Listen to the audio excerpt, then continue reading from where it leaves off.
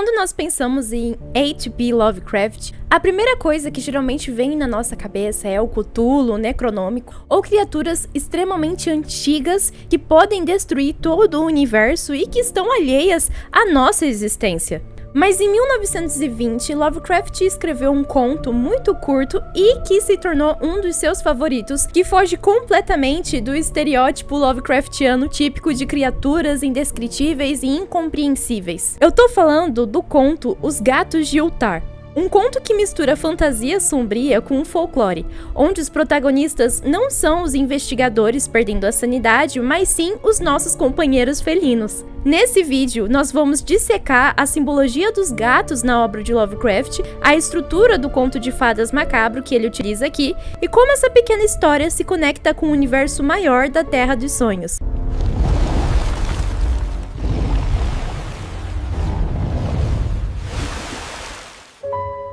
Oi, eu sou a Ana, extremamente calorenta, porque na minha cidade parece que o capeta abriu a porta. Meu Deus do céu, os portões do inferno estão no interior do Mato Grosso do Sul. Tá muito quente. E eu já vou dizendo pra você deixar o seu like, se inscrever aqui no canal e já vou avisando que eu estou de óculos, porque hoje eu vou fazer uma leitura de conto junto com vocês, já que esse conto é extremamente curtinho e eu acho que vale muito a pena trazer ele na íntegra aqui no canal. Eu espero que vocês gostem, me desculpe pela dicção ruim, eu já vou pedindo perdão desde agora. E também, se estiver incomodando um ruído de ventilador, é porque simplesmente tá insuportável ficar sem ventilador. E eu estaria, transpirando horrores. Então, se vocês querem olhar pra essa carinha linda sem uma gota de suor, vou ter que deixar o ventilador ligado. O conto que eu vou ler hoje pra vocês, Os Gatos de Ultar, conta a história de um casal de camponeses idosos e muito perversos que se divertem capturando e matando os gatos da cidade. A dinâmica muda quando uma caravana de viajantes misteriosos, muito parecidos com os ciganos e talvez com etnia egípcia, chega na vila. Um menino órfão dessa caravana, o Menes, perde o seu gatinho preto e todos acreditam que esse gatinho esteja com o casal. E o Menes faz uma prece, uma oração estranha para o sol. E naquela noite, todos os gatos de Ultar desaparecem. E a revelação do que acontece no fim das contas, o que esses gatos fizeram, qual foi o desfecho do casal, é a minha parte favorita do conto. Principalmente porque eu amo gatos. Então, uma história onde os gatinhos são protagonistas e matam pessoas que são ruins. Ai, eu adorei, achei fantástico. Ai, ai. Mas eu confesso que é bem perturbador, porque você pensa, nossa, gatinhos fofinhos, são indefesos. Mas os gatos da cidade inteira se mataram, se juntaram pra matar o casal. E eu vou explicar isso melhor agora, lendo o conto junto com vocês. Dizem que em Ultar, que fica além do rio Sky, é proibido matar gatos. E parece-me fácil acreditar nisso enquanto observo o espécime que ronrona em frente à lareira. O gato é um animal críptico e afeito às coisas estranhas, invisíveis ao homem. E a alma do antigo Egito e o guardião de histórias vindas das cidades esquecidas em Meroë e Orf. É parente dos senhores da floresta e herdeiro dos segredos da África antiga e sinistra. A esfinge é sua prima, e os gatos falam a língua dela, mas eles não são mais antigos do que a esfinge e lembram o que ela esqueceu.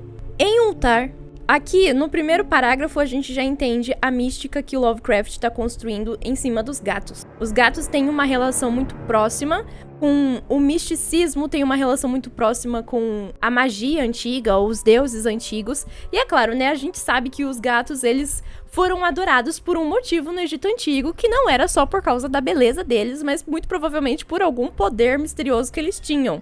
E esses gatos se lembram, os gatos de hoje se lembram do poder deles, que é o poder que a esfinge esqueceu. É tipo isso que o Lovecraft tá falando aqui no primeiro parágrafo. E eu já acho engraçado já esse primeiro parágrafo, porque ele já tá colocando, assim, personagens de mitologias e coloca um gato lá em cima, pra gente entender o valor do gato nesse conto. Eu acho que o Lovecraft era pai de gato. Em Ultar, antes que os aldeões proibissem para sempre a matança dos gatos, morava um velho fazendeiro e sua esposa. Os dois adoravam prender e matar os gatos da vizinhança.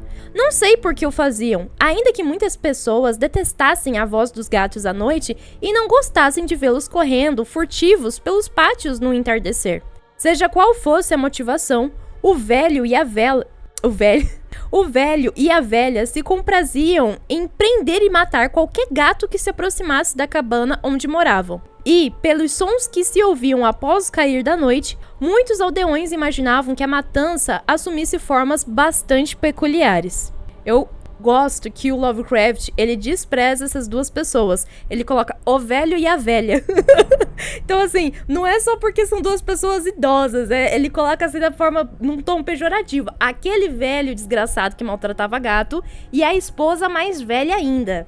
Enfim, tem duas pessoas que são esse casal aí que gostavam muito de maltratar os gatinhos. E pelo som que as pessoas escutavam vindo da casa desse casal, muito provavelmente a forma que eles matavam esses gatinhos era muito brutal. Eles torturavam os gatinhos. Então deixava todo mundo incômodo, mas os aldeões não faziam nada. Mas os aldeões não discutiam essas coisas com o velho e sua esposa, por causa da depressão no rosto encarquilhado de ambos e também porque a cabana era muito pequena e ficava muito bem escondida sob a opulência dos carvalhos atrás de um pátio abandonado. Na verdade, por mais que os donos dos gatos odiassem o estranho casal, o medo que sentiam ainda era maior. E em vez de tratá-los como assassinos frios, apenas cuidavam para que nenhum animal de estimação fosse parar na remota cabana sob as árvores lúgubres. Das árvores lúgubres. Ai, meu Deus do céu. Na remota cabana sob as árvores lúgubres. Se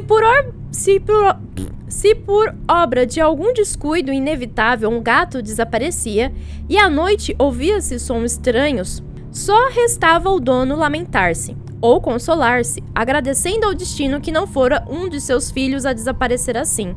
Pois as pessoas de Utah eram humildes e não sabiam de onde todos os gatos vieram no princípio das coisas. Ou seja, por mais que eles odiassem os velhos por matarem os gatos, eles não iam lá tirar satisfação, porque eles tinham medo que esses velhos fizessem a mesma coisa com as crianças. Então, antes deixassem os gatos morrerem do que os seus filhos. Era esse o pensamento dos moradores da vila. Um dia, uma caravana de andarilhos do sul chegou às estreitas ruas de Utah. Eram andarilhos de tez escura, diferente de outros viajantes, que passavam pela aldeia 2 vezes por ano. No mercado, eles leram a sorte em troca de prata e compraram miçangas coloridas dos mercantes.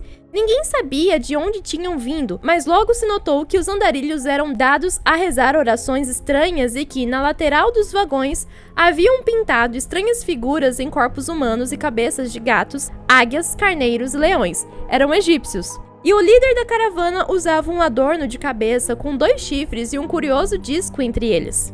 Na singular caravana, havia um garotinho órfão de pai e mãe, que não tinha ninguém no mundo além de um minúsculo gatinho preto. A peste havia sido implacável com ele, mas no fim deixara essa pequena criatura felpuda para mitigar-lhe o sofrimento e, para uma criança, as travessuras de um gatinho preto podem ser um grande consolo. Então o garoto, que os andarilhos de tez escura chamavam de Menes, ria mais do que chorava ao brincar com o gracioso animalzinho nos degraus de um vagão com as estranhas pinturas. Na terceira manhã, após a chegada dos andarilhos em Utah, Menes não encontrou o gatinho, e enquanto chorava inconsolavelmente no mercado, os aldeões contaram-lhe sobre o velho e sua esposa, e também sobre os sons que ouviam à noite. E quando Menes ouviu a história, ele interrompeu o choro e entregou-se à meditação e logo às preces. O menino estendeu os braços em direção ao sol e fez orações numa língua que nenhum dos aldeões era capaz de entender,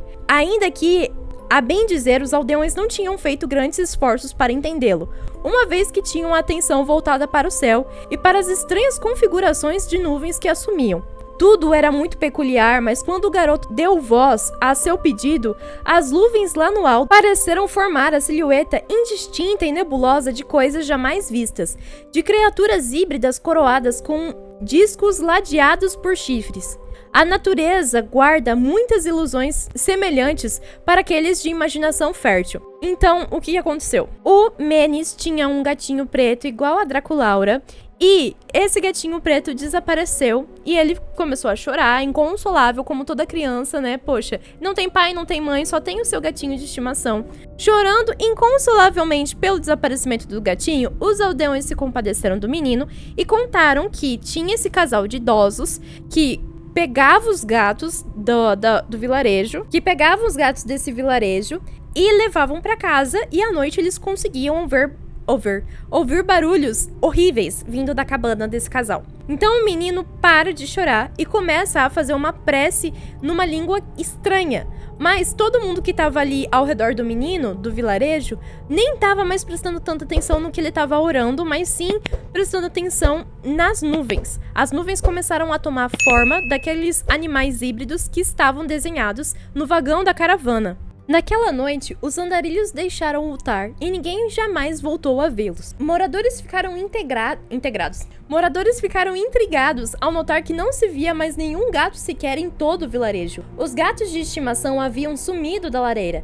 Grandes e pequenos, pretos, cinzas, brasinos, amarelos e brancos. O velho burgomestre Cranon jurou que os andarilhos de tez escura tinham levado todos os gatos embora para vingar o gatinho de Menes e amaldiçoou a caravana e o gato. Mas Nietzsche, o esguio notório, declarou que o velho fazendeiro e sua esposa eram suspeitos mais prováveis, pois o ódio que tinham aos gatos era notório e cada vez mais ousado. Mesmo assim, ninguém ousou falar com um sinistro casal, nem quando o pequeno Atal, filho do estalejeiro, jurou ter visto todos os gatos de Ultar no pátio amaldiçoado sob as árvores, em uma roda vagarosa e solene em torno da cabana, 2 a 2, como se estivessem celebrando algum ritual desconhecido. Os aldeões não sabiam se deviam acreditar em um garoto tão pequeno, e mesmo temendo que o maldoso casal houvesse encantado os gatos para depois matá-los, acharam melhor não fazer críticas ao velho fazendeiro até que encontrassem longe do escuro e do odioso pátio. Então, todos os gatos desapareceram. O líder do vilarejo acreditou que fosse culpa da caravana de egípcios, que eles levaram todos os gatos, assim como o encantador de ratos, né, o flautista, ele encantou todos os ratos para tirar da cidade. Eles imaginaram que os egípcios tinham feito a mesma coisa para vingar a dor do Menes. Mas uma criança acabou vendo todos os gatos reunidos no pátio da casa dos velhos amaldiçoados lá, dos velhos cebosos, odiosos. E esse menino disse que os gatos estavam fazendo algum tipo de ritual animal lá, esquisito.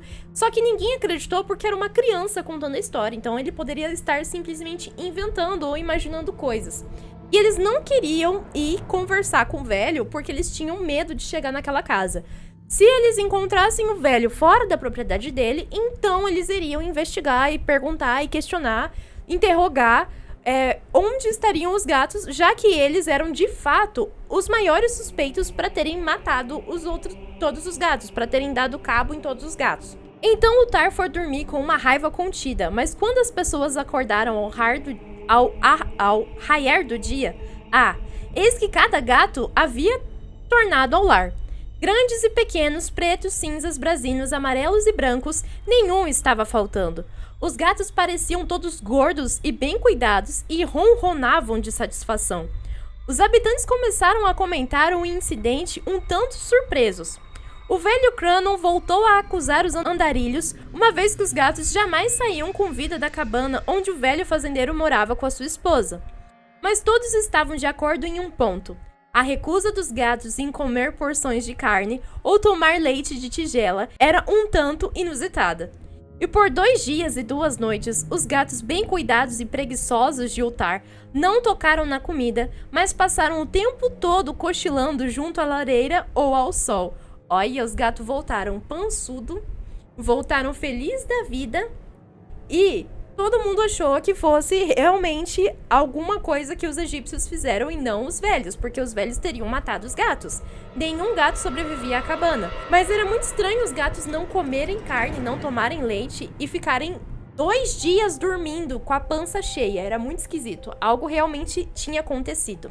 Só uma semana mais tarde, os aldeões perceberam que nenhuma luz aparecia nas janelas da cabana sob a árvore ao anoitecer. Então Nietzsche fez notar que ninguém avistara o velho nem sua esposa desde a noite em que os gatos desapareceram.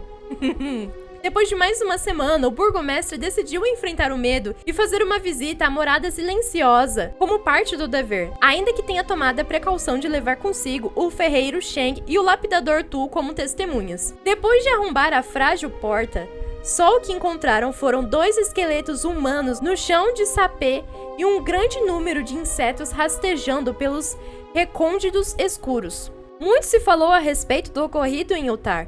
Zaf, o legista, discutiu por um longo tempo com Nietzsche, o esguio notório. Cranon, Shang e Tu não encontraram respostas para suas inúmeras perguntas. Até o filho do estalejeiro, o pequeno Atal, foi interrogado. Como recompensa, ganhou um doce. As pessoas falavam sobre o velho fazendeiro e sua esposa, sobre a caravana dos andarilhos de tez escura e sobre o pequeno Menes e o seu gatinho, sobre a oração de Menes e a transformação do céu durante a oração, sobre o comportamento dos gatos na noite em que a caravana foi embora e sobre a descoberta na cabana sob as árvores lúgubres no odioso pátio. E no fim, os aldeões aprovaram a notável lei comentada por comerciantes Hattingen e discutida por viajantes em Nir, a saber que em Utah é proibido matar gatos. Esse é um dos contos que eu mais gostei de ler até agora do Lovecraft, porque primeiro eu gosto de gatos, segundo porque ele tem um senso de humor mórbido, né? É curioso e irônico. E o casal tenha morrido pelas patas dos animais que eles mais gostavam de maltratar. E também é interessante a mística que ele cria ao redor da oração do menino. Lovecraft, de novo, ele tá trazendo o mistério sobre o desconhecido. Ninguém sabia que tipo de pessoas tinham vindo naquela caravana, que tipo de deuses aquelas pessoas adoravam, e muito menos que tipo de oração o Menes fez, mas essa oração concedeu aos gatos consciência para que eles atacassem aquele casal. Tem também algumas teorias que eu li na internet que a partir desse momento os gatos passaram a ter uma consciência coletiva e que nenhuma pessoa matava nenhum gato, porque todos os gatos iam atrás pra assassinar o assassino de gatos. E eu acho esse conto muito legal, eu acho ele divertido. É com certeza um dos meus favoritos. Não acho que seja, assim, o mais complexo do Lovecraft, com um maior mistério ou qualquer coisa parecida. É um conto muito simples, é muito rápido de ler, tanto que eu quis trazer ele aqui no canal pra ler pra vocês. Mas eu recomendo muito que vocês leiam em casa também e saboreiem parágrafo por parágrafo. E também deem uma pesquisada se vocês quiserem a mais. Tem referências desses gatos em várias outras histórias. Inclusive, se não me engano, no Rick and Morty tem um episódio de um gato que fala. E esse gato, ele fica dizendo pro Jerry não fazer perguntas. E tem uma teoria de que quando o Jerry e o Rick olham a mente do gato, eles descobrem que esse gato é um gato de Uttar. Ele é um gato Lovecraftiano. O Rick and Morty sempre faz referência a Lovecraft. Tem vários episódios que eles fazem referência tanto aos monstros quanto à mitologia de Lovecraft, do terror cósmico. Então não me surpreenderia se esse gato realmente fosse um gato de Uttar. No conto, não fica nem um pouco nítido, não é claro que os gatos falam, mas eu também encontrei teorias que dizem que tem indícios, não consegui ver essa relação, pra ser bem sincera, de que os gatos se comunicam. Eles podem se comunicar entre eles, mas não com os humanos. Mas apesar de tudo isso, eu quero explicar algumas coisas pra vocês que talvez não tenha ficado muito claro, como por exemplo, o significado dos gatos.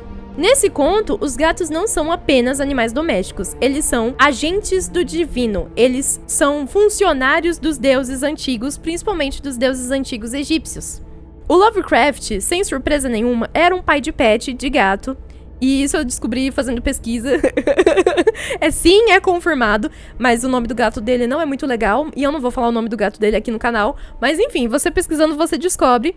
E ele via os gatos como seres superiores, símbolos de graça, beleza e indiferença aristocrática. Ao contrário dos cães, que o próprio Lovecraft via como subserventes. Ele via os cães muito submissos ao dono, à vontade do dono, muito carentes. E os gatos são extremamente indiferentes aos donos. Mentira. Mentira que eu tenho 3 gatos, eles não são indiferentes não. Gato é um bicho extremamente carente, estou aqui para defender e desmistificar esse mito de que os gatos não ligam pros donos, diz que os gatos ignoram. Não ignoram, não. Gato é um bichinho extremamente carente, muito manhoso, amam a companhia dos donos, mas a diferença é que o gato gosta de ficar no mesmo lugar que o dono. O gato gosta de ficar no mesmo ambiente. Ele não quer ficar no colo 100% do tempo porque ele não precisa de carinho 100% do tempo. Ele sabe que o dono tá ali. E sabendo que o dono tá ali, ele tá seguro. Então ele não precisa ficar no colo o tempo todo. Diferente do cachorro, que tem que estar o tempo todo perto do dono pra ter certeza que o dono tá ali com ele e fazendo carinho e amando o cachorro, entendeu? Eu amo cachorro, não é que eu não gosto de cachorro. Eu amo cachorro. Por mim, eu teria uns 15 cachorros. Mas gato é um bichinho muito carinhoso, muito carente. Só que ele gosta do espaço dele. Ele gosta de, né, você aí no teu canto, eu no meu. Quando eu quiser carinho, eu vou até você. É assim. Ou eu fico miando até você vir até mim. A minha gatinha Remela, que inclusive tem uma tatuagem dela aqui no meu braço. Minha gatinha Remela, ela... acho que nem dá pra enxergar direito, né? Enfim, tem uma tatuagem aqui no meu braço, que é a Remela. Ela fica miando no quarto. E aí ela fica miando até a gente ir ver o que ela quer. Geralmente é carinho. Então, vai me dizer que não é um bichinho que é carente? Que é um bichinho que não se importa com os donos? Se importam sim. Se importam tanto que eu viajei com o Felipe. A gente passou uma semana na praia. Quando a gente voltou, a Remela ficou um mês sem olhar na minha cara direito. Tipo assim, era um mês só pedindo carinho pro Felipe. Ela não olhava pra mim, não miava pra mim. Quando eu ia fazer carinho nela, ela saía de perto. Ela ficou muito emburrada, muito emburrada. E um tempo atrás, eu tive que dar medicamento pra Remela. E ela ficou brava porque eu tava dando medicamento pra ela. Ela vomitou no meu chinelo. Ela é vingativa, além de tudo. É um bicho extremamente sentimental. Extremamente sentimental. Mas no conto do Lovecraft, voltando pro conto, que começa a falar de gato, eu me empolgo. Ele vê os gatos como animais sagrados. Animais que têm um contato com o divino. Existe ainda uma mística em torno do gato, de que ele tem essa relação com o divino, ou com o sagrado, ou com o oculto. Tanto que eu tenho amigos que são do candomblé, são umbanda, enfim. E eles já me disseram que quem tem gato preto, que é do candomblé, da umbanda, nunca deixa o gato preto fugir, principalmente numa semana que vai ter uma sexta-feira 13. Porque a galera faz trabalho na sexta-feira 13 e usa o gato pra fazer esses trabalhos. Então, os gatos até hoje são usados pra rituais. É horrível isso, você maltratar o bichinho pra fazer um ritual, né? Mas, enfim, os gatos ainda têm essa questão mística. Se você começar a pesquisar muito sobre misticismo por meio dos gatos, os gatos têm poder de drenar energia negativa, têm poder de tirar inveja, enfim, eles têm muitos poderes. Eu queria que tivesse o poder de atrair dinheiro. Mas sobre a conexão com a cultura egípcia, os viajantes da caravana e o menino Menes, que é o nome de um faraó que realmente existiu, ecoavam a mitologia egípcia, onde a deusa Bastet, com a cabeça de gata, era venerada. Ao maltratar os gatos, o velho casal não estava sendo apenas cruel com os animais, ele estava ofendendo a divindade também. E os gatos em Ultar também têm uma mente coletiva que é dada depois que o Menes ora para a deusa. Então, eles são concedidos, abençoados a pensarem de forma coletiva, a entenderem e agirem de forma coletiva e representam a força da natureza para punir aquele casal que maltratava os gatinhos, que matava os gatinhos. E nesse conto, o horror cósmico funciona mais como uma justiça cósmica. É engraçado ver, é aí que tá a parte irônica, porque é o medo... O Lovecraft, ele é conhecido pelo medo do desconhecido, pelo terror cósmico, que eu já mencionei várias vezes aqui no canal sobre criaturas antigas que a gente desconhece e não entende como elas funcionam e que elas podem nos devorar e nos matar. Mas aqui nesse caso, o horror cósmico funciona a favor dos gatos e a favor de quem protege os gatinhos. A gente se sente, no fim, satisfeito pela morte do casal porque eles eram odiados e os seres humanos tinham medo deles, tinham medo de chegar perto deles.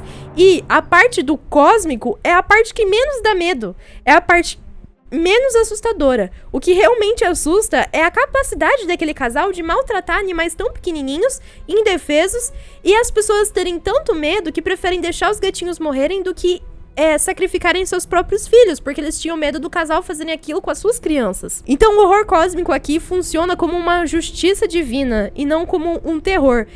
Acho que é um terror agridoce, né? E esse conto, ele é um dos mais importantes pra gente entender o ciclo dos sonhos. Nas obras do Lovecraft, existe o lugar chamado Terra dos Sonhos, que é um lugar onírico. Ultar é um ponto de referência que é importante para entender outras obras, para entender a geografia onírica de outras obras. É um lugar que é refúgio e segurança para o protagonista Randolph Carter, por exemplo, justamente por causa da lei que é criada nesse conto, de não matar os gatos. E os gatos também, eles são viajantes interdimensionais. Na Terra dos Sonhos, descobre que os gatos são muito mais poderosos. Eles têm a sua própria organização social, conseguem saltar através do espaço e tempo, chegar na Lua, por exemplo. Enfim, eles conseguem desenvolver habilidades que em Ultar não foi tão bem desenvolvido assim. E, na verdade, a história de Ultar serve mais como um ponto de origem sobre a história desses gatos, que vai ser importante em outros contos que eu também vou trazer aqui no canal. A lei de Ultar não é apenas uma regra local, mas é um decreto místico que define o equilíbrio de poder naquela região no mundo dos sonhos. Por isso, Os Gatos de Ultar é mais do que uma história de vingança, é uma declaração de amor de Lovecraft pelos felinos, levando um simples animal de estimação a guardiões místicos do conhecimento antigo. E eu tô muito animada pra ver mais sobre os gatos nas outras obras, mas eu sei que tem crianças chorando, pedindo e implorando pra eu trazer A Cor que Caiu do Céu, então no próximo vídeo de domingo eu vou falar sobre esse conto e depois eu vou dar uma pesquisada a mais sobre os gatinhos no universo do Lovecraft. Eu adorei muito como as bruxas são desenvolvidas nesse universo. No vídeo passado eu falei como que a magia funciona e eu achei muito mais legal ainda saber dessa paixão do Lovecraft pelos gatinhos. Eu gosto muito de gato, gente. Ai, adorei que ele gosta de gato também. Enfim, Lovecraft não é a pessoa mais adorável do mundo, mas no universo dele isso é muito legal. E eu acho que essa foi uma das pouquíssimas obras que ele não descreveu as pessoas de outras etnias com características depreciativas ou negativas, né? Ele só disse que eram pessoas com a pele mais escura, né? A pele diferente. O que não declara nada. Enfim, é um dos pouquíssimos contos, se não me engano. Porque tem conto dele que, Jesus amado, você pensa, meu pai, cancelável. Mas enfim, né? O contexto histórico da pessoa que vivia naquela época. Então é isso, pessoal, eu espero que vocês tenham gostado do vídeo de hoje. Eu sei que ficou bem diferente do estilo que eu geralmente faço aqui no canal. Não trouxe nenhuma adaptação cinematográfica sobre esse conto, mas eu até lembrei do Cemitério Maldito, sabe? Porque, enfim, na história do Cemitério Maldito tem um gatinho que morre e tal. Depois dá pra trazer do Stephen King, né, falar um pouquinho sobre os animais que ressuscitam no Cemitério Maldito. E falando em Stephen King, quarta-feira vai ter vídeo do Iluminado, hein? Eu tô terminando o livro. Gente, que livro! É muito bom! Dá pra entender por que o Stephen King ficou pé da cara quando o Kubrick fez a adaptação. Porque assim, eu gosto muito do filme do Iluminado. Gosto. Tem coisas que eu não gosto tanto, assim, né? Mas enfim, eu gosto do filme. Mas o livro é muito melhor. E a história do Jack é muito mais complexa do que retratada no filme. Mas esse vídeo não é uma análise sobre o Iluminado. E eu vou deixar a minha análise e vou explicar os meus motivos no vídeo de quarta-feira. Então eu espero ver vocês na quarta-feira. Não saiu essa semana porque, como eu disse, eu estava com um problema nas costas. Minhas costas estavam travadas. Tanto que esse vídeo muito provavelmente também ficou bem simples, porque eu não posso passar muito tempo sentada na mesma posição, editando, gravando, escrevendo.